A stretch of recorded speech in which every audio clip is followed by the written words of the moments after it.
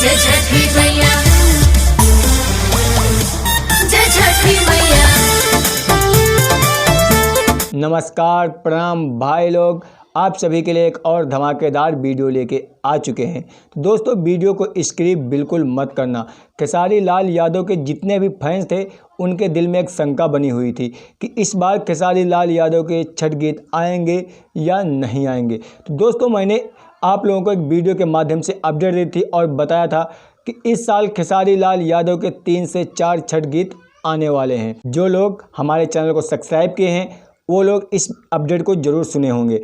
दोस्तों, अभी तक जिन्होंने हमारे चैनल को नहीं सब्सक्राइब किए हैं, प्लीज़ हमारे चैनल को सब्सक्राइब कर लें और घंटी वाला बटन ज़रूर दबाएं, ताकि ये होगा जब भी हम वीडियो को अपलोड करेंगे आप लोगों के पास सबसे पहले पहुंच। दोस्तों, छठ है करीब और खेसारी लाल यादव धमाल मचाए हुए हैं।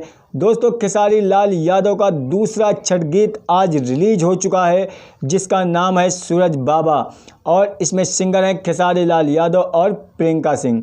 दोस्तों, इसको आप देख सकते हैं, सुन सकते हैं Khesari music world YouTube channel पर।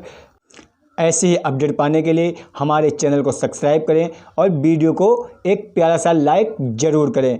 मिलते हैं नेक्स्ट वीडियो में, तब तक के लिए धन्यवाद।